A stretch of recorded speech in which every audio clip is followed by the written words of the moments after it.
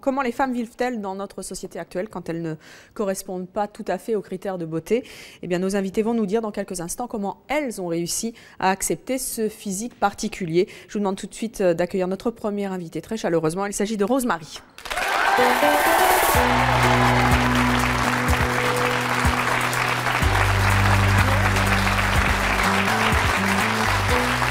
Bonjour Rose-Marie, merci d'être avec nous.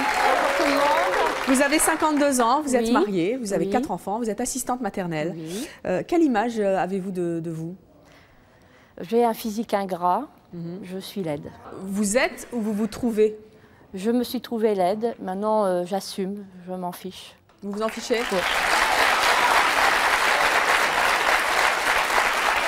Les autres, ils ont quelle image de vous? Comment? Les autres ont quelle image de vous? Mon mari, il n'a aucune image, il m'aime comme je suis, il ne m'a jamais trouvée laide. Et malgré... Et les autres, je m'en fiche. Et les autres, vous en fichez? Voilà. Les autres vous disent? C'est-à-dire, à leur regard. Vous sentez quoi? Maintenant, je m'en fiche, je ne les regarde plus. Mais au début, quand il y avait quelqu'un qui passait, je voyais quand je me retournais qu'il me regardait après, il se retournait sur moi. C'est désagréable? Et je leur lançais un œil torve.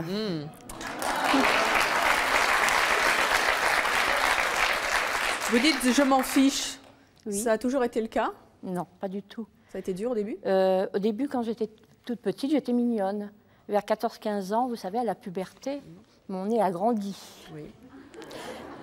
Hein, voilà. Alors donc, quand j'étais jeune, à 16-17 ans, j'essayais de remonter mon nez dans le miroir. Et ça remontait pas tout seul? Non, ça remontait pas. Et ma mère faisait pareil, parce qu'on a le même nez. Et après, ça a été dur, parce que je croyais que tous les hommes n'allaient pas être amoureux de moi, quoi. Et puis, finalement, si, j'ai eu des amoureux quand même. Hein. Oui. Et malgré le fait que votre mari vous trouve... Est-ce qu'il vous dit que vous êtes jolie? Ah non, ça, il me le dit pas. Faut ça, pas le dire. Quand même pas? C'est ennuyeux? Il est là, mais il veut pas être à côté de moi. Ah bon? Il est dans le public? Oui, oui. J'avais dit que je dirais votre mari? Là-bas. Où ça? Ah, il est là. Oh, allez, venez me voir un petit peu. Tenez, levez-vous, jeune homme.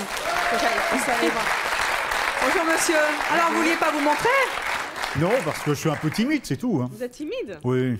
Autrement, je suis venu avec elle quand même. Ah bah, je sais bien. Bon, voilà. Alors, vous lui dites jamais qu'elle est jolie? Bon, je sais pas, peut-être dans le temps, mais il y a longtemps, il y a 32 ans. Elle dit elle-même qu'elle a eu du mal à assumer son physique un peu particulier quand elle était petite. Vous, qu'est-ce qui vous a fait craquer chez elle quand vous l'avez rencontrée? C'est le caractère. Quel caractère, là? Eh ben, sa gentillesse, c'est comme ça. Oui. C'était plus important que son nez. Que son nez.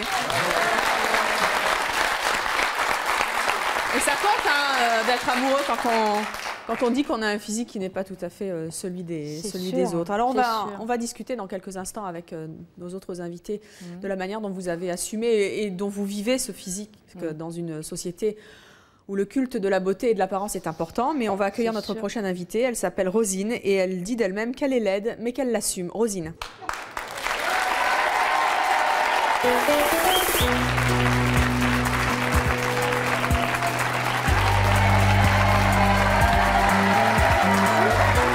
Bonjour Rosine.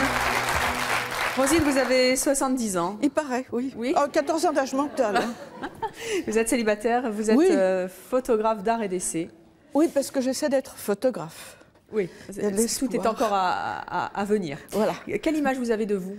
Eh bien, je suis moche, mais je m'en fous. Voilà. Mais pour les autres qualités, ce sera pour les prochaines émissions que vous ferez. Quelle image les autres ont de vous?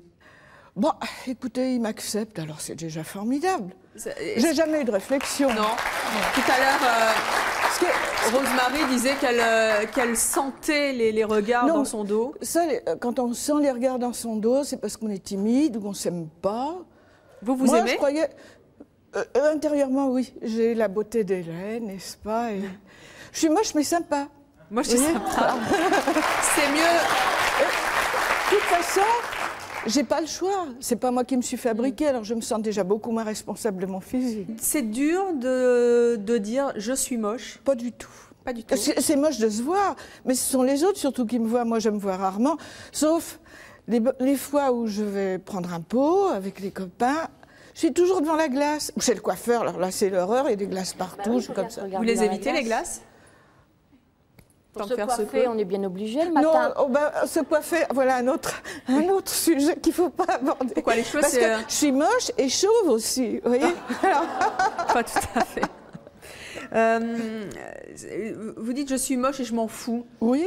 Vous en êtes toujours foutu? Ça a été aussi un long cheminement comme Rosemary? Quand j'étais jeune, j'étais moins moche. J'avais une gueule marrante. Et puis la gueule, elle est devenue ce qu'elle est maintenant, mais je crois que c'est Gide. Non, Gide disait on a les amis qu'on mérite à partir de 40 ans. Et moi, je ne sais plus qui a dit à partir de 40 ans, on a la gueule qu'on mérite. Alors, je ne sais pas ce que j'ai fait pour mériter ça, mais peut-être que c'est parce que je le vaux bien, j'en sais rien. Parce que vous le valez bien, oui. Parce que je le vaux bien. Alors on va poursuivre cette conversation avec notre prochaine invitée qui s'appelle Emma. Elle aussi, elle assume son physique difficile. Pour elle, c'est vraiment une question d'état d'esprit. Je vous propose de l'accueillir, Emma.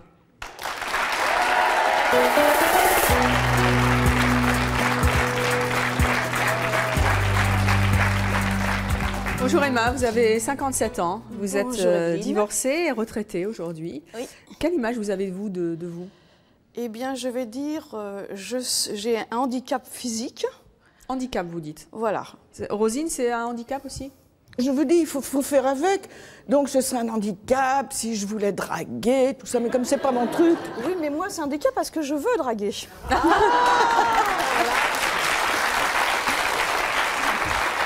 Et malheureusement, même si moi j'assume ce handicap, ceux qui sont en face de moi ne l'assument pas comme moi je l'assume. Non, mais ça, c'est une idée que vous vous faites. Ah non, je consciente du problème.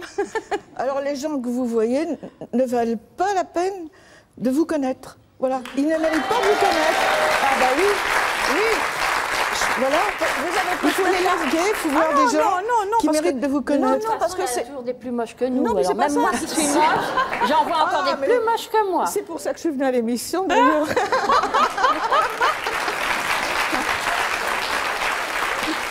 L'humour, c'est quelque chose qui est capital. Ah oui. Qu'est-ce que vous n'aimez pas quand vous regardez dans la glace?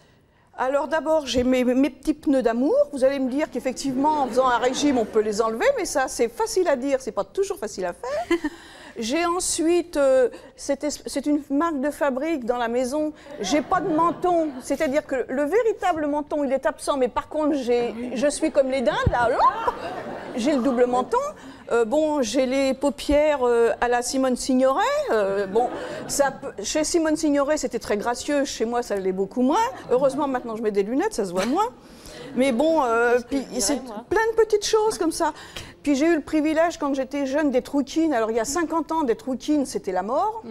On va en discuter d'ailleurs aussi avec un sociologue qui connaît bien ce problème. Maintenant, je suis tout à fait dans le ton et j'accentue même le roux, comme ça, je suis très bien. Mais bon, c'est vrai qu'arrivé à un moment donné, on se dit stop, arrêtez. Parce que moi, j'aimerais bien. Il y a des beaux messieurs là, regardez. Regardez, j'en ai un beau à côté de moi. Mais j'aimerais bien les draguer, mais vous croyez qu'ils vont se laisser faire avec moi? Regardez. Monsieur là-bas. Qu'est-ce que vous en dites, vous? Moi, je trouve que Emma, elle est très belle. Oh, merci. Oui, c'est vrai. Et elle est tendance... Vous trouvez qu'il est hypocrite? Non, c'est vrai. Il peut le trouver à son goût, remarquez. Hein. Je lui interdis pas. Surtout pas. Moi, je trouve c'est une belle femme. Merci. Elle est rousse. En plus, quand elle nous a dit son âge, elle ne fait pas son âge, déjà. Et je ne vois pas pourquoi elle complexe par rapport à son physique, parce qu'il y a pire... Ah oui, il y a toujours pire. C'est ce que disait Rosemary, il y a toujours pire. Hein. Oui, c'est vrai, il y a toujours pire. Toutes ces parties qu'elle n'aimait pas, mais moi, il y a le nez, il y a le menton, il y a les pieds, il y a les seins, il y a tout. Mais ça fait rien, je m'en fiche. J'ai les mêmes défauts, entre guillemets, qu'Emma, mais je m'en fous aussi. Oui. Rosine, vous, qu'est-ce que vous n'aimez pas chez vous? Oh, tout, pratiquement. Il n'y a vraiment rien qui trouve grâce à vos yeux? Non, il n'y a que le cœur. On a un bon Elle a cœur. pris de gros, alors. Mais ça me gêne pas. Et vous, Rosemary, non plus? Ah, moi, j'aime n'aime rien. Il n'y a rien qui vous plaît chez vous? Vous vous rendez compte, je fais du 41, j'ai tout de grand. Alors, vous savez, les top modèles, elles ont des grands pieds aussi, Rosemary. Ça soit le nez ou quoi, je suis Berthe Lompier, je suis Cyrano de Bergerac, je suis tout. C'est bien, Cyrano. Quand j'étais petite, je disais à toutes mes copines, moi je suis de la famille à Cyrano. Ils me croyaient, hein. Ils me croyaient, les copines. Hein. Et vous ont demandé quand est-ce que vous le rameniez? Est-ce que, Rosine, vous nous avez dit que l'humour, c'était une bonne méthode pour assumer son physique. Enfin, Rosemary et pour moi, Emma, c'est très important, l'humour. C'est très important, on l'a bien senti en plus. Rosemary et Emma, est-ce que vous avez encore d'autres méthodes? Des copines d'abord, parce que vous êtes bizarre, mignonne, dans le fond et drôle. Parce qu'on a beau ne pas avoir une enveloppe corporelle moche, hein, mais physiquement et tout, à l'intérieur, c'est bon. Il y a d'autres méthodes pour assumer votre physique? Est-ce que vous en avez d'autres qui ont fait leur preuve? Oui, Emma. Alors, dès que je mets le pied par terre le matin, je fais un checklist. Je me dis, bon, t'as tes jambes, t'as ta tête, t'as tes pieds, t'as tes yeux, t'as tout. T'es pas Frankenstein, non, ça va, c'est bon. T'es pas non plus Crésus, mais enfin, t'as de quoi? T'as un toit, t'as ton chauffage, tu peux manger tes coquillettes au beurre. T'es pas non plus Einstein, mais ça va, t'arrives à lire le journal. Donc je me dis, va dans la salle de bain, et là, c'est l'horreur. La glace, la traîtresse. Non, parce que là, écoutez, là, je suis grimée. Mais quand je suis à la maison, excusez-moi, je ne suis pas grimée. Donc la traîtresse qui vous envoie ça en plein visage. Et puis après, je me dis, bon, méthode Coué. En fin de compte, t'es pas si moche que ça, il n'y a plus moche. Et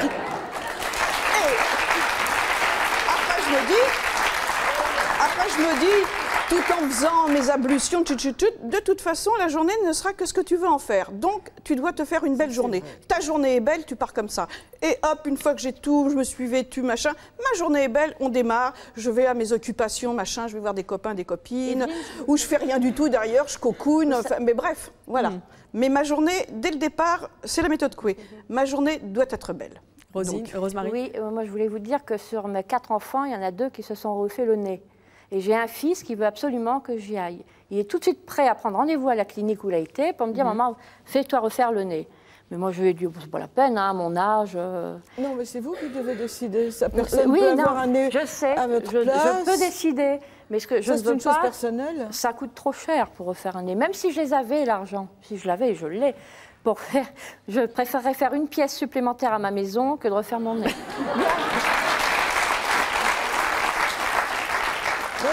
Si on me proposait même gratuitement de changer quoi que ce soit, je dirais non. Mais franchement, je ne sais pas ce qu'elles ont, ces 2 dames-là. Moi, je les trouve pas mal. Qu'est-ce qu'il y a, Rosemary? Moi, je les trouve pas mal. Parce que regardez, quand un enfant, bon, j'ai des petits-enfants... Vous trouvez la pire des 3? Comment? Vous trouvez la pire des 3, si vous me pardonnez cette expression? Bien sûr. Non, alors, vous allez vriller vos lunettes, vous n'êtes pas si moche que ça. Alors, les poches. Les poches, bonjour.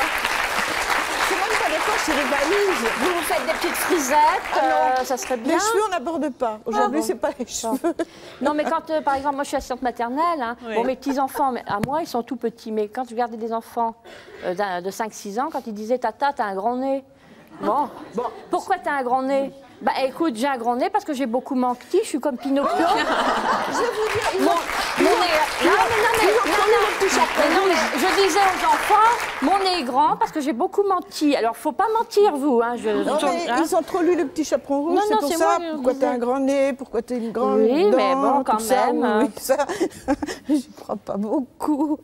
Non, vous vous êtes fait des idées encore? Ah non, je me fais pas d'idées. Hein.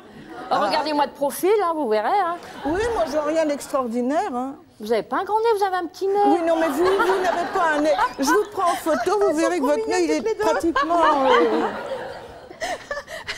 Puis vous avez une bouche aussi, moi j'ai pas de bouche. Non, j'ai pas de lèvres, Non, mais vous la maquilleuse, tout à l'heure, elle a eu du mal à mettre mon rouge à lèvres. Oui, moi aussi. Écoutez... Vous n'êtes pas De Gaulle. De Gaulle, il avait un vrai quart de brie. Vous, c'est pas le cas. C'est pas mal. Regardez, Evelyne, elle ouvre bien la bouche, elle a des belles dents. Moi, je ne les fais pas voir. Je peux pas, ma bouche est trop petite. C'est à peine si je peux manger. Si je voulais faire le métier d'Evelyne, je pourrais pas. Enfin, je pourrais peut-être si on ne voit pas, mais c'est pas le métier d'Evelyne dans ce cas-là. Evelyne, hein, on vit quand même. Hein. Allez, on va poursuivre cette discussion avec nos prochains invités. Il s'agit de Christian et Marie-Thérèse. Ils ont aussi un physique particulier et qu'ils assument depuis toujours ensemble. Je vous propose d'accueillir Christian et Marie-Thérèse qui sont mariés.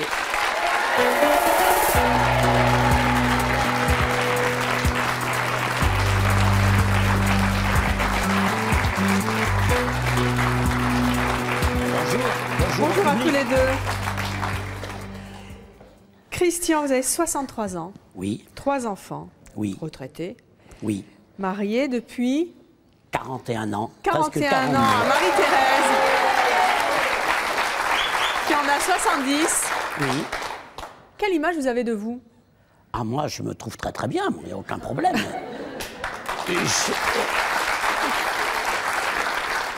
Depuis, disons, tout petit, on a fait beaucoup de réflexions sur moi, mais j'ai toujours assumé. Oh bien oui, vous savez, à l'école même déjà, on m'appelait la puce parce que j'étais pas très grand. Quand j'avais 14 ans, on m'aurait donné 9 ans. Quand j'avais 20 ans, on m'aurait donné 16 ans. En plus, mon physique a changé puisque j'étais droit, j'ai une maladie qui m'a fait que j'ai une déviation de la colonne vertébrale.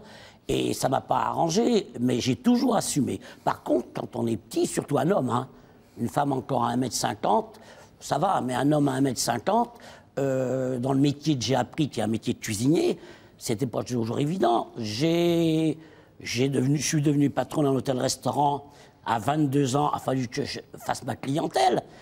Et pour faire ma clientèle, il fallait qu'on sache que j'existe. Et quand on est petit comme moi, pour exister, bah, il faut se bagarrer. Et toute ma vie, je me suis bagarré pour me faire valoir, pour être capable de dire que j'existe. Alors on va reparler de la force extraordinaire que vous en avez tirée, et peut-être nos invités aussi, par rapport à l'image qu'elles ont d'elles-mêmes. Mais vous vous êtes marié donc depuis 41 ans à Marie-Thérèse. Qu'est-ce qui vous a fait craquer chez elle? Je pense qu'il n'y a pas de critères de beauté, moi, je ne crois pas. Par contre, ma femme, elle était très belle. Je vais vous tenir, regardez, je ne sais pas si je peux vous montrer. Une petite photo, oh là, oui, on va voir la photo, je ne sais pas si on peut la...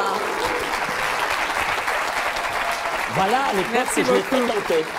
Une beauté. Tenez, on va la montrer.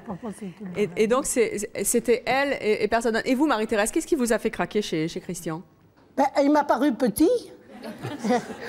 Je vous dis bien, il m'a paru petit. Mais après, du fait, non. Tenez, je vous rends votre photo, Christian. Merci, Evelyne. Vous l'avez toujours sur vous? Oui. Dans mon... Oui, il l'a toujours sur lui parce que... Il est toujours sur moi, c'est vrai, mais s'y attendait pas. Elle ne m'en attendait pas. Je disais, il l'aura oublié.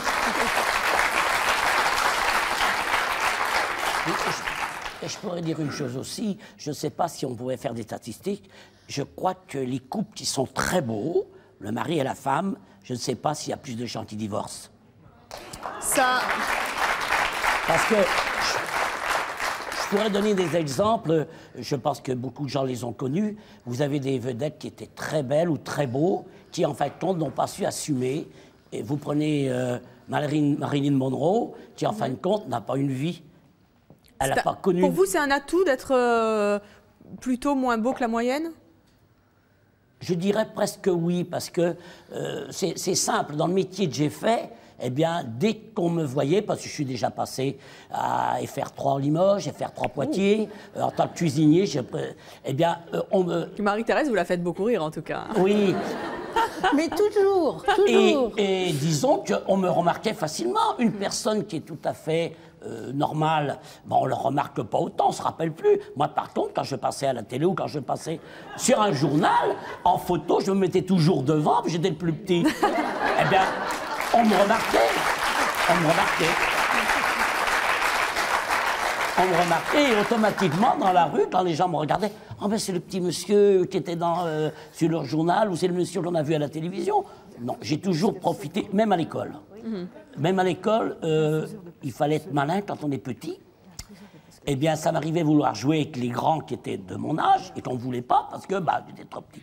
Eh bien, je me mettais à pleurer, l'instituteur venait, « Qu'est-ce qu'il y a, mon petit Christian? Ils ne veulent pas jouer avec... » Eh bien, il allait engueuler les grands. Et moi j'étais content parce que les grands s'étaient fait respecter. Eh bien, vous allez voir, Christian, que Effectivement, quand on est jeune, c'est pas toujours facile, quand on a un physique un peu particulier, de s'assumer aussi bien que vous le faites maintenant que vous êtes tous bien grands. Mais je le trouve marrant, c'est vrai. Il vous fait rire aussi. Oh, méfiez-vous, Marie-Thérèse, hein, attention. Hein. Non, mais ça, c'est l'habitude. Rosemary est mariée. Je suis quand même le seul homme qui est venu. Comment? Je suis le seul homme qui est venu. Oui. Il a eu le courage, il a eu le cran de venir. Les autres, c'est des dégonflés. Parce que, autant vous préciser quand même, Christian, que nous avons privilégié aujourd'hui, parce que nous avons déjà fait une émission de ce type, mais avec des hommes cette fois. Là, nous avons privilégié plutôt les femmes, c'est ce qui explique le peu d'hommes que nous avons sur le plateau aujourd'hui. Pourtant, je regarde votre émission. Ben oui, mais on vous la repassera en best-of une fois. Alors, on va accueillir donc notre prochaine invitée. Elle s'appelle Virginie. C'est une petite par rapport à vous, puisqu'elle a 16 ans. Elle a eu recours, elle, à la chirurgie esthétique, car elle ne supportait pas vraiment son physique. Elle va nous dire ce qu'elle ne supportait pas. Mais elle a été assez déçue du résultat. Je propose de l'accueillir. Virginie.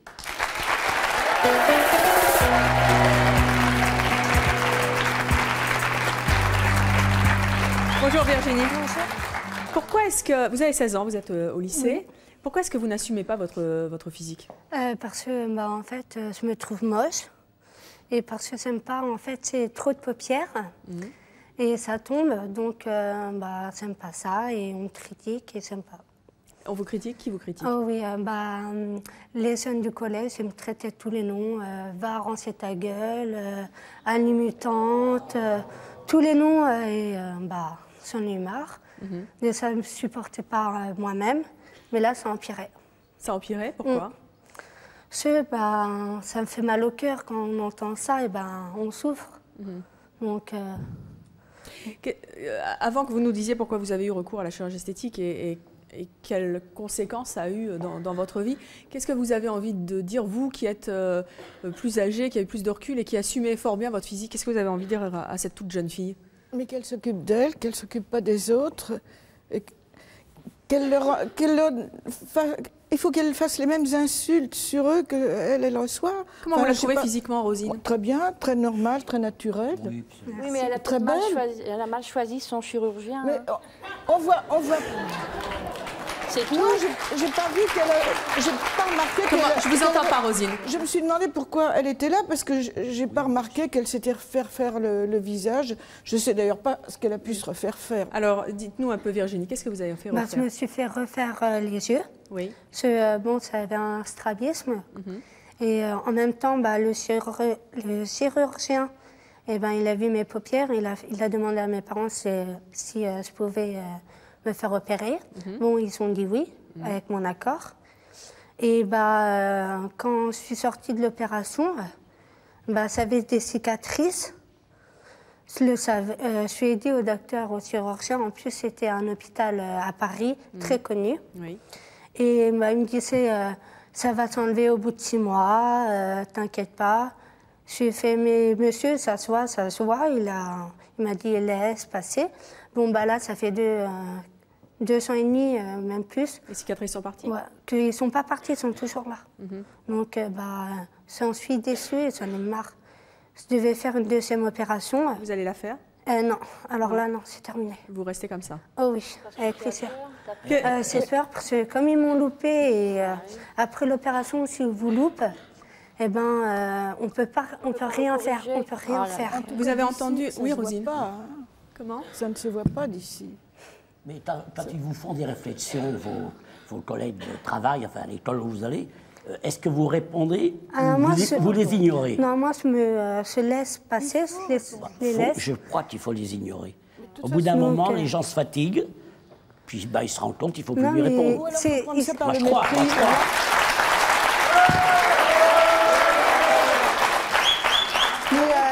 Le mépris. On tourne le dos, on s'en va. Voilà, c'est pour ça. C'est pour ça. Ça n'est des En plus, je pense qu'elle n'a pas de souci à se faire.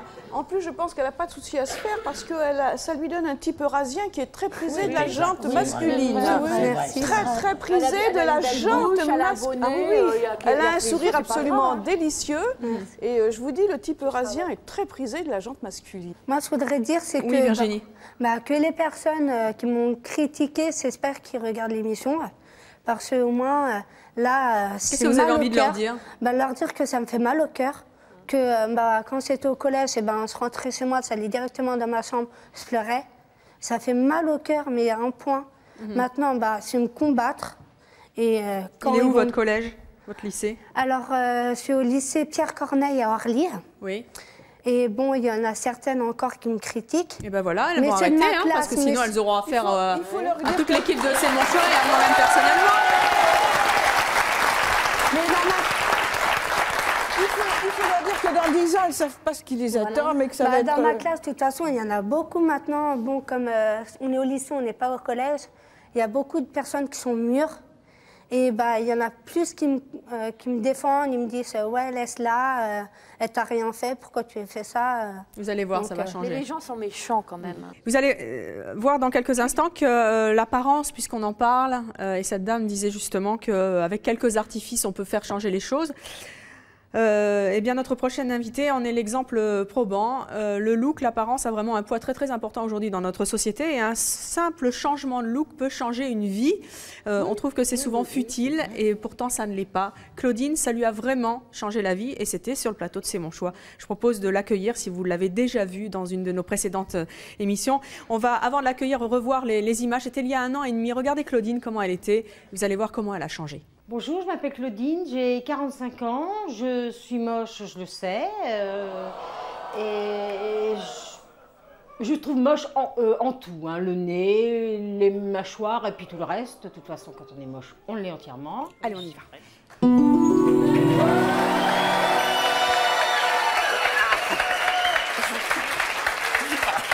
Alors, ne cachez pas votre joie. Vous êtes émue? Comment vous la trouvez, cette Claudine? Oui, c'est une femme. C'est une belle femme? Oui, Oui. Voici comment Claudine est aujourd'hui, grâce à un relook qui s'est opéré sur le plateau de C'est mon choix.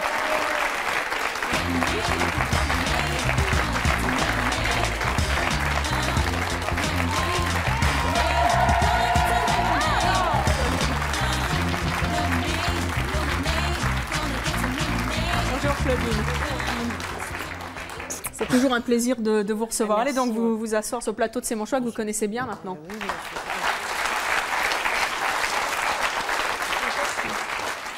Claudine, je rappelle pour les personnes qui ne vous connaîtraient pas de C'est mon choix que vous avez 46 ans, vous êtes mariée, vous avez 2 enfants, vous êtes déjà venue à plusieurs reprises à C'est mon choix nous parler de cette métamorphose qu'il y a eu dans votre vie grâce à un changement de look sur notre plateau opéré ici, le changement de look dont beaucoup de personnes disent à quel point c'est, paraît-il, futile. Pas dans votre cas. Quelle image vous aviez de vous avant le relook de C'est mon choix? Moi, j'avais l'image qu'on m'avait donnée de moi, c'est-à-dire, bon, j'étais moche. Bon, tu es moche, donc c'était... Moi, je n'avais pas un physique ingrat, j'étais moche. Et c'est vrai que quand on m'a contactée, j'ai regardé la définition du physique ingrat dans le dictionnaire. C'est un physique qui manque de charme et de grâce. De reconnaissance, d'ailleurs, le lapsus est peut-être assez révélateur. Et qui dit que vous manquez de charme ou de grâce? Moi, j'aime pas beaucoup le mot grâce, parce que grâce, ça peut vouloir dire aussi plein de choses. Mais de charme, tout le monde a du charme. Tout le monde a du charme. Moi, je vois ici 6 personnes, oui, qui ont forcément du charme. Ce qu'il y a, c'est que la discrimination, elle peut se faire dès le berceau. Et vous, tout le monde vous avait dit dans votre famille que vous étiez oui, j'étais moche. Donc vous avez fini par le croire? Ah oui, moi j'en étais convaincue. D'ailleurs, c'était une chose qui n'était même pas à remettre en cause. C'était, bon, je suis moche. D'ailleurs, quand les gens me regardaient dans la rue, j'avais l'impression d'avoir tatoué ici, moche. Et je pensais mais pas... ça, c'est encore une chose que vous mettez dans la tête. Oui. Parce que les gens ne vous voient pas du tout comme vous voyez, heureusement d'ailleurs. Vous avez changé de votre image. Vous vous trouvez comment maintenant? C'est-à-dire que je n'ai plus honte de moi. Voilà, c'est ça. Je n'ai plus honte de moi, comme vous l'avez dit l'autre fois. Je peux me regarder dans la glace. Vous n'avez plus honte? Les autres ont eu honte, ont encore honte? Les gens ont eu honte, oui. Les gens, oui. J'ai entendu dans ma famille, j'ai ma mère qui m'a dit tu me fais honte. Tu me fais honte. Est-ce que ça, c'est des choses que vous entendez encore aujourd'hui? Dans ma tête, oui. Je pense que ça résonne toujours. Mais je ne l'entends plus à l'extérieur, non. C'était pour une autre raison que votre physique? Oui, je pense, oui. Oui, je pense. Ça, je vous le garantis. Je pense qu'il y a une histoire de famille là-dessus. Non, mais c'est pour que vous soyez mieux, voilà. ça. Mais c'est vrai qu'on porte en même temps. C'est pour votre bien et par amour de vous. Voilà. Oui, je connais très bien la question. Je voudrais qu'on revienne sur ce changement de look dont on va parler maintenant. Qu'est-ce qui vous a redonné confiance en vous? Les gens à l'extérieur, carrément. Les gens qui me disent mais tu n'as... Attends, mais non, mais attends, nous ce qu'on voit, c'est ton sourire, tes yeux, on a envie d'aller te voir. T'as toujours la pêche, ce qui n'est pas forcément vrai d'ailleurs, mais enfin, bon, c'est vrai qu'à l'extérieur, j'ai plutôt tendance à l'avoir. Mais c'est vrai que je pense que les gens me perçoivent comme quelqu'un de plutôt sympathique, que mon physique leur importe peu. Non, je ne pense pas qu'ils me perçoivent comme quelqu'un de... Non, d'ailleurs, je suis persuadée qu'ils ne me perçoivent pas comme quelqu'un de... Mais c'est vrai qu'au fond, je ne me regarde pas trop dans la glace non plus. Hein. Plus encore, tout à fait. Non, mais de toute façon, j'ai 2 filles qui sont tout le temps devant. Alors. En tout cas, vous avez sacrément changé d'attitude, même physiquement, la manière, je l'ai déjà dit à une autre émission, mais la manière dont vous vous comportez en public et la manière dont vous parlez et vous asseyez, c'est une métamorphose complète sur vous. Mais c'est vrai que grâce à cette émission qui, pour certains, peuvent peut-être paraître futile, j'ai pris beaucoup d'assurance, c'est vrai. Je me dis que maintenant, je peux exister, j'ai le droit d'exister. Mais vous existez, ça se voit. Emma, vous vouliez intervenir? Oui, pour rebondir sur ces propos, il y a une chose aussi qu'il ne faut pas oublier, c'est que quand on vous a dit antérieurement que vous étiez laide, ça, vous ne pouvez pas l'effacer. Surtout quand on est petite. Vous ne pouvez pas l'effacer. Mais même quand vous êtes grand, j'ai une anecdote très simple. Je vais faire court. Un jour, dans la société où je travaillais, un jour, mon mari s'est présenté pour venir déjeuner au restaurant d'entreprise avec moi. L'huissier qui était à l'entrée m'appelle Toutounette, parce que j'avais ce surnom à cause de mes chiens. Toutounette, j'ai un monsieur qui se dit être ton époux. Alors je lui dis, décris-le-moi. Alors il me le décrit. Alors il me dit, ah bon, c'est vraiment ton époux? Alors je lui dis oui. Bon, alors il le fait rentrer. Avec mes copines, nous allons déjeuner et tout. Ensuite, peut-être 2 ou 3 jours, faut dire que je travaillais conjointement avec un service commercial. C'est-à-dire que 2 ou 3 jours après, un petit club, un fan club de groupies s'amène en me disant « Oh là là, dis donc, l'autre jour, c'était qui le client avec qui tu déjeunais ?» Alors je dis « Un client ?» On me dit « Oui, le monsieur qui était comme ça, comme ça. » Ah, je dis « Non, c'est pas un client, c'est mon mari. » « C'est ton mari ?» Oui, alors la réflexion a été « Mais comment t'as fait pour le soulever ?» Ça marche. Il y a à peine 2 ans, comme ça m'est venu. Quand je prends rendez-vous avec des gens qui ne me connaissent pas, je dis, vous me reconnaîtrez, je suis moche et chauve. Alors les gens font « Oh ». Puis alors quand ils me voient, ils font « Non, je dis, vous voyez, vous m'avez reconnu. » Non. Et puis j'ai réalisé tout à l'heure, en racontant ça tout à l'heure, j'aurais eu une rose à la main, ils auraient eu la même réaction. Mais quand on dit moche et chauve, c'est eux qui se sentent gênés et c'est très amusant. Oui, ça c'est très amusant. Moi, je voudrais dire quand même une chose que je n'ai pas inventée, qui ne va sûrement pas plaire, c'est qu'il y a quelques années, j'ai traversé une période assez difficile et ma mère m'a dit, de quoi tu te plains quand même, et tu sais... ton mari n'était pas dégoûté de sortir avec toi quand il t'a rencontré. C'est vrai que c'est une phrase qui... Qu'est-ce qu'elle avait qui comme fait mauvais plaisir. la maman. C'est vrai que quelquefois, ils sont terribles. Une phrase qui marque. Ça, c'est des... Oui, quand même. À partir de quel âge, mesdames, vous vous êtes sentis? Oui, Christian, attendez. Moi, tout de suite, je suis née moche. Ah, voilà. Dès le berceau. Et mesdames, à partir de quel âge vous êtes... Mais elle vous désirait pas, mais moi, votre maman, pour dire ça. Je me souviens on m'a toujours traité de moche, de rouquine, parce que comme je vous expliquais, à l'époque, il y a 57 ans, vous naissiez roux, c'était un handicap. À l'école, les enfants. À l'école, ah bah oui, c'était... on jouait à la balle aux prisonniers, moi j'étais derrière de façon à recevoir les ballons, alors que j'étais la plus petite, c'est-à-dire à 12 ans, je devais faire la taille de 8 ans, mais c'était bien de taper sur une rouquine et sur une moche. Et puis tout a été comme ça, quoi. Moi, je pense qu'en fait, mais par contre, à côté de ça, a posteriori et a priori aussi d'ailleurs, je dois remercier tous ces gens parce qu'ils m'ont donné une force de caractère que je n'aurais certainement pas eue. Ce qui m'est arrivé, moi aussi, il fallait... Quelque part, en voulant me faire du mal, ils m'ont créé du bien, quelque part. Oui, on réfléchit. Voilà, oui, et puis on n'a pas les mêmes impératifs. Les choix sont totalement différents. Et est-ce que ça, c'est pas mieux, finalement, cette force de caractère? Si, moi Rosemary, Rosine. Je trouve que oui. Parce que quand il vous arrive... Bon, moi, j'ai dû affronter quelque chose de très, très, très grave, une maladie très grave. Et si je n'avais pas eu ce caractère, je n'aurais pas pu l'affronter. Et quelque part, à la limite, même si... Je vais être un peu trivial, même si ces gens étaient des salauds dans leur temps, je dois leur dire merci parce qu'ils m'ont donné une force de caractère qui n'est pas courante, disons, dans la généralité. Virginie, c'est plein d'espoir, ça. Moi, je pense qu'il faut avoir grâce à ça, comme vous dites, que grâce à leur moquerie, notre caractère s'est renforcé. Et pour trouver un travail... Bon, on se voit, il y en a qui se laissent marcher sur les pieds. Et moi, je dis non. Moi, je ne me laisse pas marcher sur les pieds depuis... c'est déjà un bon début. Cette réaction-là. Pardon, Claudine. Moi, j'ai pas vraiment eu cette réaction-là. D'ailleurs, je pense que j'ai pas eu la force de caractère d'Emma. C'est-à-dire que pour essayer de rentrer dans le moule, pour essayer de plaire à tout prix... C'est vrai que je suis tombée dans l'anorexie. Donc, moche, grosse, j'étais moche, maigre, j'étais moche. Enfin, maigre pour eux, moi, je ne l'ai jamais été à mes yeux. Et alors, en revanche, c'est vrai que ça m'a peut-être donné plus de tolérance envers les gens. Je coupe la parole, mais je trouve qu'elle n'a pas eu de chance, parce que moi, j'ai eu une maman qui nous a aimés, qui nous a bichonnés, des neuneux dans la tête, des beaux vêtements, même si on était moche. Parce qu'elle, elle était moche aussi, bon, donc...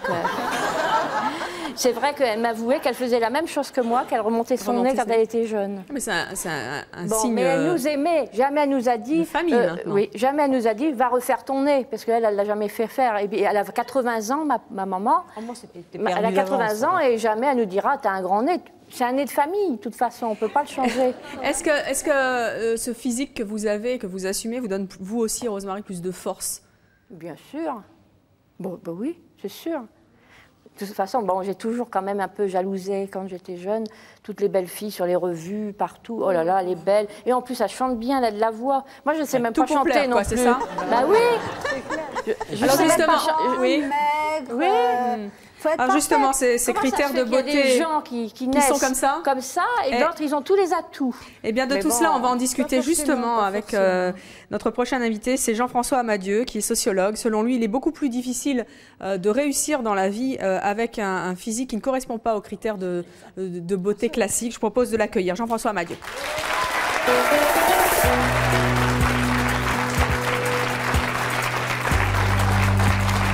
Jean-François Amadieu, bonjour. Bonjour. Vous êtes professeur à la Sorbonne. Vous avez écrit un livre un peu choc, on peut le dire, intitulé « Le poids des apparences » aux éditions Odile Jacob. Pourquoi est-ce que... D'abord, vous avez entendu nos invités avec tout ce que ça a pu générer de souffrance et aussi le fait qu'elles assument très très bien leur physique aujourd'hui. Qu'est-ce que vous avez envie de leur dire ? Moi, d'abord, je voudrais dire que les témoignages sont tout à fait intéressants, pour moi qui me suis intéressé à cette question, très émouvant aussi. Ce que j'ai retenu quand même de tous les témoignages, c'est que souvent on assume maintenant, mais tout le monde nous l'a dit, jeune, on n'a pas assumé de la même manière. Je crois que toutes les femmes qui sont là le vivent, vous le vivez encore aujourd'hui. Et ça, je crois que c'est quelque chose qu'il faut effectivement combattre, qui est tout à fait injuste. On sait que 80% des jeunes filles sont complexées. Dès le plus jeune âge, vous êtes victime de ça. Je crois que c'est ça que je retiendrai quand même. Alors, vous dites, vous, que c'est plus difficile, finalement, de réussir dans la vie quand on a un physique pas facile. Pourquoi est-ce que vous dites ça? C'est terrible. Oui. C'est la nature qui est ingrate. Mais il faut faire avec la nature. Voilà, c'est totalement injuste dans notre société. Si vous voulez, les gens ne sont pas égaux à l'école, au collège. Au motif que vous avez tel ou tel physique à la naissance, que vous avez les cheveux roux ou pas roux il y a 50 ans. Heureusement, maintenant, c'est fini. Vous voyez, c'est un peu stupide, mais il y a 50 ans, c'est vrai que vous étiez poil de carotte. Et donc, vous alliez en souffrir. Donc, dès que l'enfant est à la maternité, sa mère, ne va pas le regarder de la même manière, et même les gens qui vont se pencher sur le berceau ne vont pas regarder l'enfant de la même manière. Vous voyez, ça commence très très tôt, et ce qui fait que, voilà, ce qui fait que l'estime... voilà. L'estime de soi n'est pas la même. Exactement, on n'a pas la même estime de soi, et chacun sait qu'après il faut conquérir ce que vous avez fait évidemment par vos activités professionnelles, parce que vous êtes devenus, chacun reconquiert évidemment une estime de lui-même et dépasse le regard des autres finalement. Et évidemment, il faudra qu'on y revienne ici. Ce qui est le plus important, c'est qu'on arrive à changer le regard que chacun d'entre nous, parce qu'on est tous concernés, pouvons porter sur le physique des autres ou les vêtements des autres et les jugements que nous portons. Mais alors Virginie disait tout à l'heure, c'est terriblement injuste. Il y a des filles qui naissent belles, intelligentes, chantent bien, elles ont tout pour plaire, les pauvres, et puis les autres, elles n'ont rien pour plaire. Alors qu'est-ce qu'on fait quand on a, entre guillemets, rien pour plaire, pour se débrouiller dans notre société où il y a un poids des apparences terribles, et c'est le titre de votre livre. Oui, bon, mais je crois que ici, quand vous regardez y compris les témoignages et la discussion qu'on a eue, on s'aperçoit que chacun d'entre nous a en lui non seulement des qualités intérieures, comme on dit, mais même extérieures, et simplement il doit les valoriser. Alors ici, je sais pas, madame va focaliser sur son nez. Bon, mais après tout, quand elle nous dit qu'elle est grande et que c'est pas bien, ça n'est pas vrai. Ce serait même plutôt un avantage. Monsieur va nous dire il est petit, oui, mais par ailleurs il a des yeux qui sont tout à fait beaux, etc. Je veux dire que chacun d'entre nous, et ça il faut bien le voir, peut être complexé en raison d'une caractéristique physique, ce serait pareil pour mademoiselle, peut avoir un complexe, mais par ailleurs a d'autres qualités. Et donc évidemment, si on se laisse détruire parce qu'on a telle caractéristique et qu'on focalise sur cette caractéristique, c'est évidemment le problème. Donc ça, je crois qu'il faut quand même le rappeler parce que c'est ça la réalité. Oui, Rosine. Moi, je pense à une chose, quand il y aura des clones, imaginez 50 clones comme moi. Qu'est-ce que vous ferez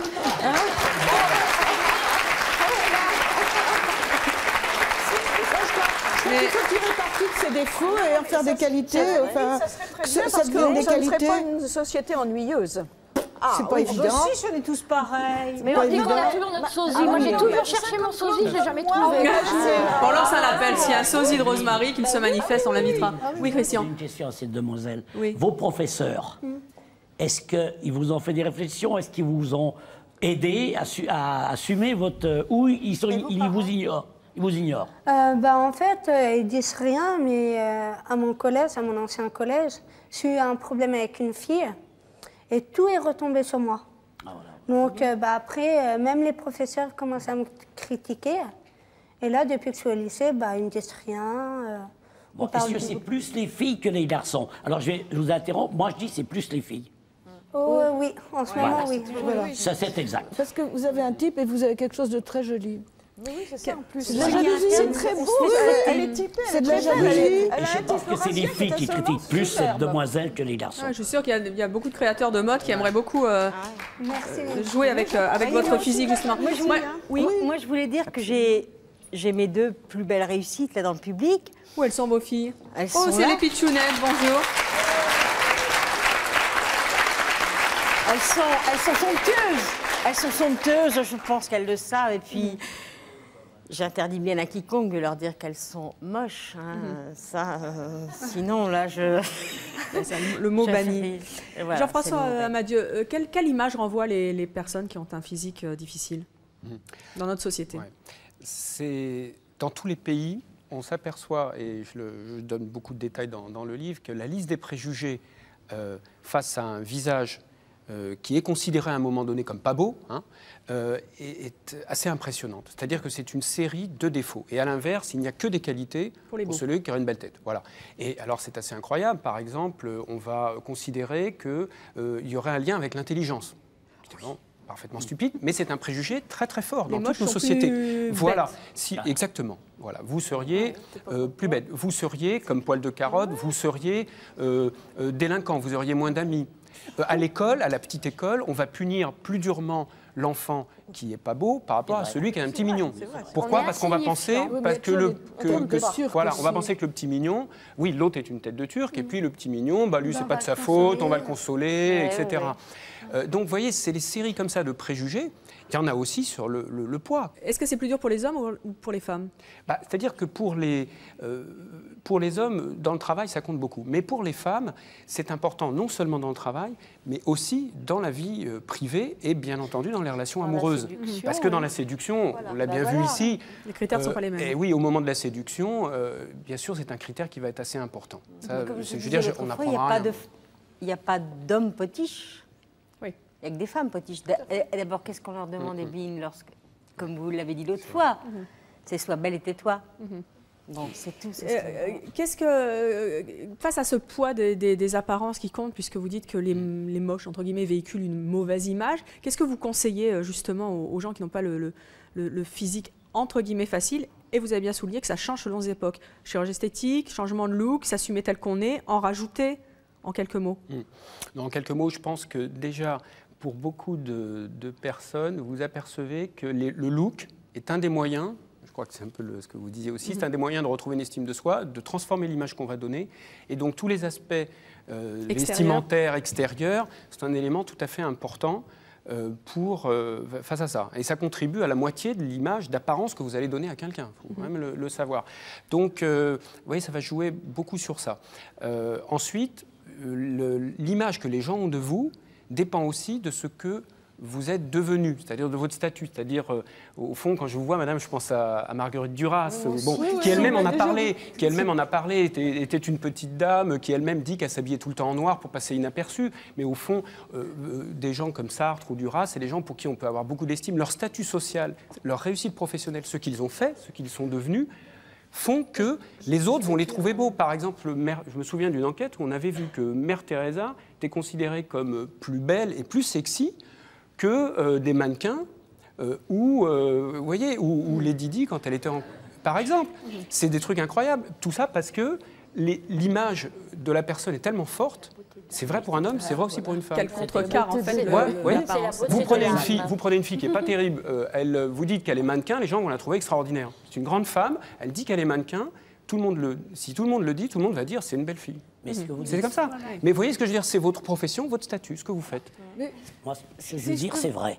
Parce qu'un exemple, après avoir été patron d'une entreprise hôtel-restaurant-bar pendant 27 ans, je suis devenu 12 ans professeur de cuisine.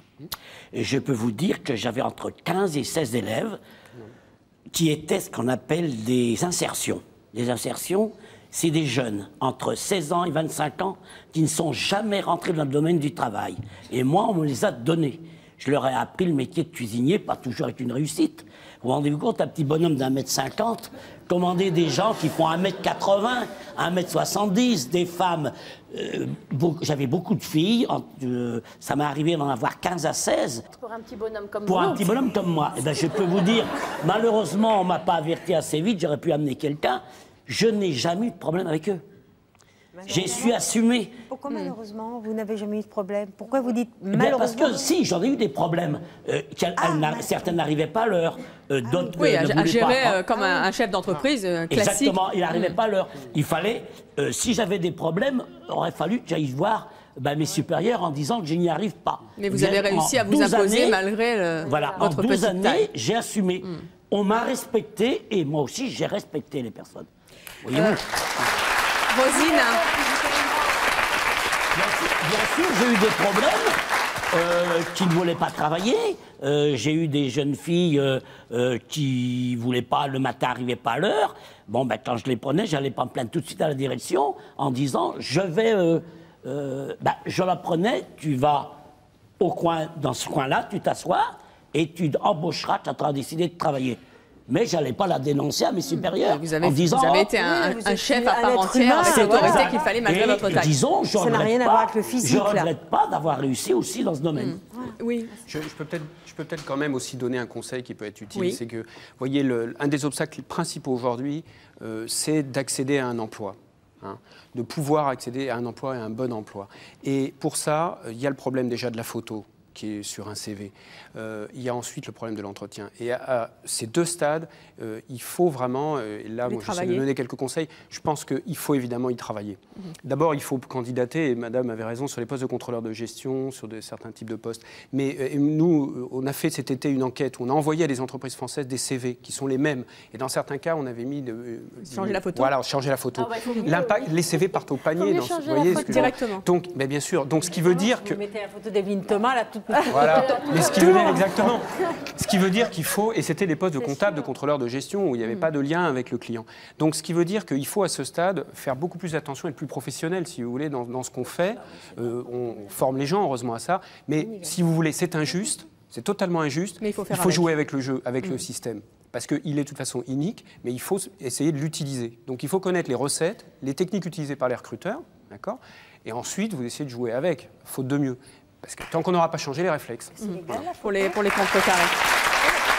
Rosine, en un mot, qu'est-ce que... Je voulais simplement dire en arrière, à propos de la couleur rouge, c'est quand même une chose qui remonte à l'Évangile, je crois. C'était, on n'aime pas le roux parce que Judas était roux. Judas Iscariote, ça veut dire roux Iscariote. Voilà, c'est pour ça. Non, ça, c'est c'est vrai. Hein. Voilà, ça y est, un autre débat qu'on ouvrira. De mannequin, on prend beaucoup de petits enfants roux avec des yeux bleus. C'est pour ça, comme 13, le 13 est un chiffre maudit parce que le 13e était Judas aussi. Il y a des tas de choses qui remontent. Rosine, qu'est-ce que vous avez envie de dire aux jeunes filles qui se trouvent pas belles et qui s'assument pas? Eh bien, qu'elles pensent à la chanson de Gainsbourg, La beauté des laits, qu'il faut essayer, avec ses défauts imaginaires ou non, de faire avec et d'en faire presque... Un atout. Un atout, oui, c'est cela. Un atout est presque... Eh bien, merci d'être... De faire servir comme si c'était une qualité. Justement, moi, en fin de compte, quand je dis vous me reconnaîtrez, je suis moche et chauve, pour moi, c'est une espèce de qualité, c'est ma marque de fabrique, c'est ma signature et les gens le voient même pas. Eh bien, merci en tout cas d'être venu sur le plateau de C'est mon choix, nous parler de vos marques de fabrique avec beaucoup de sincérité. Merci à vous, Jean-Claude Amadio. Merci à vous d'avoir participé à l'émission et à vous de nous avoir suivis comme chaque jour. À bientôt.